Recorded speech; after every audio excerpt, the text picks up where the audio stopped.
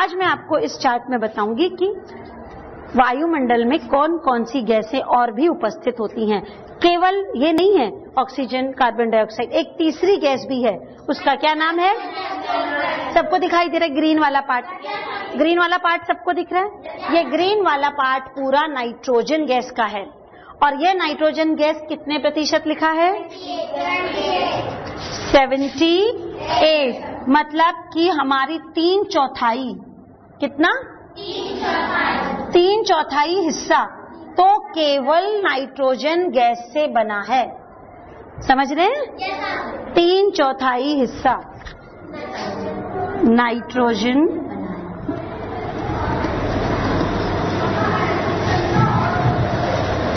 कितना? 78%। हवा में 3/4 हिस्सा तो केवल नाइट्रोजन गैस का है। और ऑक्सीजन कितना है? ऑक्सीजन कितना है? 21%। दिख रहा है सबको?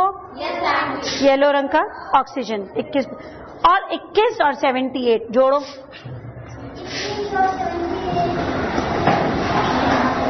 कितना आया? 99। बाकी कितना बचा? कितना बचा? 1%। जो 1% है वो बाकी छोटी मोटी जितनी भी गैसेज हैं, हाइड्रोजन, हीलियम, अन्य गैसें, कार्बन डाइऑक्साइड, जल वाष्प, मिट्टी के कण, मतलब जो एटमॉस्फेयर में, ये केवल 1%। कितना? 1%। अब इसमें भी कार्बन डाइऑक्साइड जो है वो तो इतना ही है, केवल 0.03%। लेकिन आजकल ये बढ़ रहा है, इसी की वजह से हम लोग को प्रदूषण का सामना करना पड़ रहा है। कितनी कम मात्रा में उपस्थित है देखिए, 0.03। लेकिन फिर भी अगर इसकी थोड़ी सी भी मात्रा बढ़ जाती है तो हम लोग उसको प्रदूषण कहते हैं। अब देखिए, जहां धुआं वगैरह ज्यादा होते हैं ना, जैसे चारबाग स्टेशन पे चले जाइए या कहीं फैक्ट्री में चले जाइए, तो जहां पे कार्बन डाइऑक्साइड ज्यादा होता है तो हम लोग उसको कहते हैं कि यहाँ पर प्रदूषण है, यहाँ पे खांसी ज्यादा आ रही है, धुआं काला है, हर चीज पर कालिक जम जाती है। और ये सबसे ज्यादा कौन कार्बन डाइऑक्साइड छोड़ता है? पेट्रोल से चलने वाले वाहन, पेट्रोल से चलने वाले जितने भी वाहन हैं, सब के सब क्या करते हैं? कार्बन डाइऑक्साइड और हम भी तो छोड़ते हैं। आप भी तो सांस में छोड़ते हो। जितनी ज्यादा जनसंख्या होगी उतनी ज्यादा कार्बन डाइऑक्साइड बाहर निकलेगी, और जब इतनी ज्यादा कार्बन डाइऑक्साइड बाहर निकलेगी तो क्या होगा? प्रदूषण बढ़ेगा। लेकिन हमारे कोई मित्र भी तो हैं, कोई मित्र भी तो हैं जो इसको लेते हैं। पेड़ पौधे इस कार्बन डाइऑक्साइड को ले लेते हैं।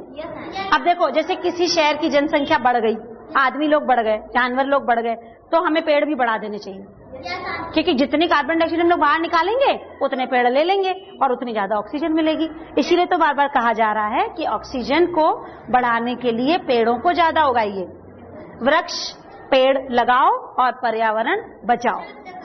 हाँ, अच्छा, अब हमने ये भी देख लिया कि हमारे वायु में क्या क्या है और कितना प्रतिशत है, और हमने टेस्ट भी कर लिए। अब हमें वायु के उपयोग, क्या है वायु के उपयोग बताइए? वायु के उपयोग कोई नहीं बता सकता। वायु के उपयोग, प्रयोग, आप लोग कहाँ पे इस्तेमाल कर रहे हो वायु को? सबसे पहला सांस लेने में। मर जाएंगे भाई वायु नहीं होगी तो। अभी तक किसी ने बताया नहीं मुझे, सब लोग चुप बैठे हैं। पहला ही उपयोग सबसे बड़ा यही है, सांस लेने में। और दूसरा दिखाई नहीं दे रहा?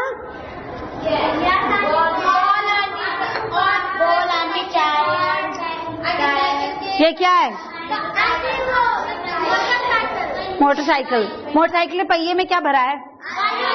वायु। अगर वायु ना भरी होगी, जब आपकी साइकिल पंचर हो जाती है तो क्या चलाते हो? क्यों नहीं चलाते? वायु नहीं भरने से जोर ज्यादा लगाना पड़ेगा, दम लगाना पड़ेगा। है ना? कम हवा होती है तो भी दम ज्यादा लगाना पड़ता है।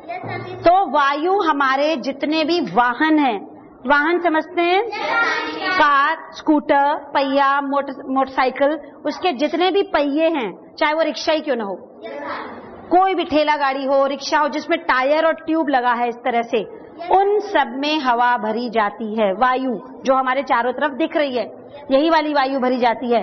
और उस वायु से क्या होता है कि वो उसको चलाने में आसान होता है। सबसे पहले तो हम टायर और ट्यूब में हवा भरते हैं, हम सांस लेने में,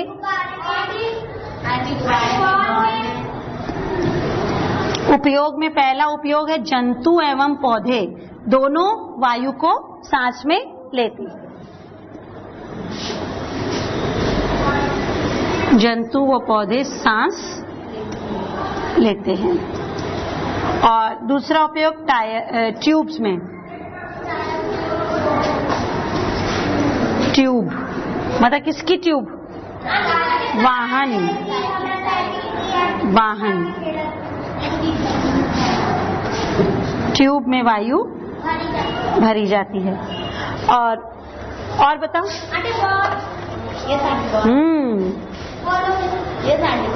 भूल गए? हवा है, वायु भरी गई है।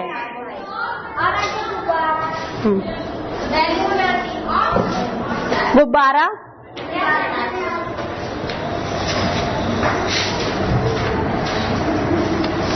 गुब्बारे में लोग वायु भरकर, गर्म वायु, हाइड्रोजन या हीलियम, आकाश में उड़ते भी तो हैं, गुब्बारे से सैर करते हैं।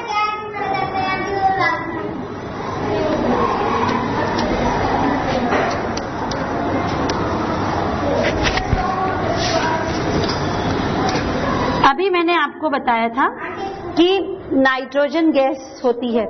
ये नाइट्रोजन गैस पेड़ पौधों के लिए बहुत ही एक आवश्यक तत्व है, क्योंकि इसकी जड़ें जो होती हैं, कुछ जैसे जो चने के जैसे बीज होते हैं, उनकी जो जड़ें होती हैं वो वातावरण से नाइट्रोजन लेकर खाद बनाती हैं, अपने बॉडी के लिए प्रोटीन्स का निर्माण करती हैं, और इस नाइट्रोजन गैस से ही हमारे बॉडी में प्रोटीन्स भी बनते हैं। तो इसका एक उपयोग है, पौधे नाइट्रोजन का उपयोग करके वृद्धि करते हैं और नाइट्रोजन का उपयोग खाद बनाने में भी किया जाता है। इस तरह से आपको पता चला आज कि वायु के हमारे कितने उपयोग हो सकते हैं, हमारे लिए कितने काम की है, और वायु को शुद्ध रखना क्यों जरूरी है। पता चला सबको? अच्छा, अब हम इसके बाद अगली कड़ी में वायु के ही बारे में और कुछ जानकारियां भी लेंगे।